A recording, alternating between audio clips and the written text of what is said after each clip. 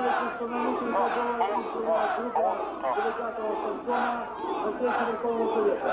Из 7 человек удалось прорваться только 3. Нас спустили, правда, в зал заседаний. Мы слушаем и смотрим этот бардак. Вот что творится. Значит, зараз, як ви чуєте, то є повинно було здаритися. Фактично, у залі Верховного Совета сидить хунта. У їхніх руках кнопки. І вони вирішили любими шляхами вижити на этой сесії. Это, разумеется, они зараз опинилися у таким становищі, як неколи у Гашека, коли ви пам'ятаєте бравого солдата Шлейка, один гандляр продавал австрийской армии корову. Корова была худая, одни кости и шкура, и старая, напевно, 200 годов. И тем не менее, он так клялся, что это хорошая корова, что якая она молодая, якая она сытая, як она доится, что те австрийские офицеры выкушили в очи, и от невероятности не могли видеть, как так можно говорить. И они пошли плевать на этого гандляра, биться со стеком, топтать. И он все ровно на земле кричал, что очень хорошая корова, купите, доится и это далее. И настолько они были уражены, что не купили эту корову. Вот глядячи на эту сумку, у меня такое выражение, что они хочет продать корову. Ніяка мораль, ніяка, що б не було, яка собачені машина, не надо розбігати.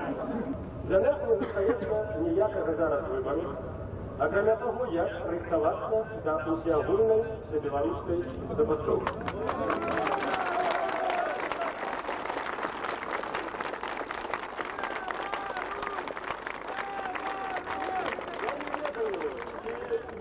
Отбудется ядерная забастовка. Я не ведаю, як отнесется наш народ, слухаючи ось цей цинічний спектакль. Але коли гэтага не адбудецца, то гэтыя самыя кунцісты, якія рыхтавалі нам ужо рэпрэсіі на 5-6 дзень, ужо было ўсё падрыхтавана. У нас ёсць звесткі, каго ў першую чаргу павінны былі арыштаваць і адправіць на той свет. То калі гэтага не адбудецца, то ўсё зійдзе з рук. Нам плюнуць у 100 раз у обличье, и будем мы ходить на наши рабочие места, глядеть у их циничные физиономии, слухать их циничные речи об консолидации и так далее. Тому, коли вы ходите отсюда вечером, коли скончится это поседжение, не знаю, может, если не скончится сегодня, может, будет перетягнуто на завтра, то это питание треба ставить. Рыхтоваться терминова до усеагульной стачки. Толькі гэта можа выратаваць і ставіць пытанне такім чынам аб роспуску гэтага Верховного Совета, які з'яўляецца антынародным і які не мае ніякага даверу народу. Ніякага даверу. Аб адстаўцы Дементея, як чалавека, які засведчыў сваю прыхільнасць і сваю падтрымку функцій і тым самым зрабіў крымінальнае злачынства. Такі чалавек не можа займаць пасаду першага чалавека ў рэспубліцы. Это павінна быць палітычная забастовка. І трэба памятаць, што мы змагаемся за наши правы, за наши конституцыйныя правы, за свабоду нашай бацькаўшчыны, за дэмакратыю. Мы змагаемся супраць злачынцаў, якія павінны панесці пакаранне па закону. Яны хочуць уцячы ад гэтага закону. Усе наши дзеянні накіраваныя на грамадскае непадпарадкаванне, на палітычныя забастовкі, на патрабаванне прыцягнення іх да адказнасці по закону з'яўляюцца законнымі. 73 года большевики пытались нам внушить одну единственную мысль, что и они от Бога, как власть. Даже истина, всякая власть от Бога, даже если эта власть коммунистическая была дана нам в наказание за наши грехи и за наше безволие, за наше нежелание служить Господу Богу своему, за то, что мы презрели в себе самое бесценное сокровище, что мы не обезьяны, что мы человеки, что мы вершина творения божества, что сотворив человека, Господь упокоился от трудов своих. Да, всякая власть от Бога. Но я хотел бы, чтобы мы поняли, что пока мы не отречемся от этой сатанинской коммунистической идеологии, пока мы не поймем, что на ней Каинова печать, печать антихристового служения, мы никогда не станем свободными. Если именно здесь эта фашистская хунта предпримет попытку привести в отдельно взятой республике государственный переворот и попытается сделать то здесь, что не удалось сделать ни в демократически настроенной Москве, ни в Санкт-Петербурге, ни вообще в Советском Союзе. Вот почему нам очень важно, чтобы вы отказались сегодня от частного, чтобы вы прониклись единой мыслью, что только в единстве, только плечом к плечу мы можем раздавить эту большевистскую гидру. И хватит прикрываться словами, а простых коммунистов сегодня нет простых коммунистов. Либо я помогаю этой проклятой Богом власти, либо я действительно человек и хочу жить по-человечески. И да благословит вам Господь.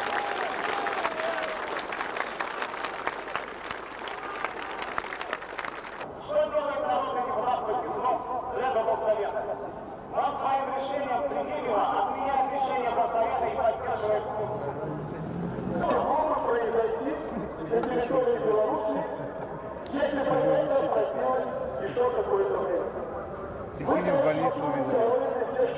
Наслышаны. Давно еще с вашей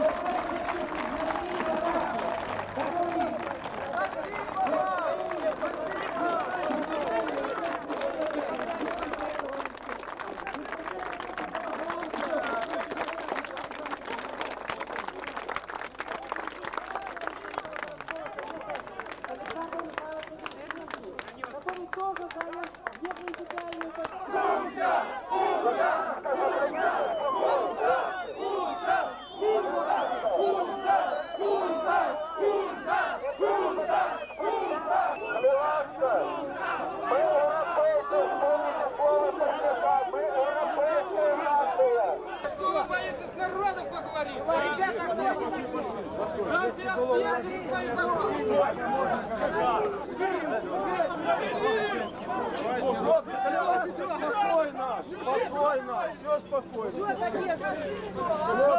Мы европейцы, вспомнили. Так, хлопці, одне шаплення. Все, хай идут, отпускайте, хай идут.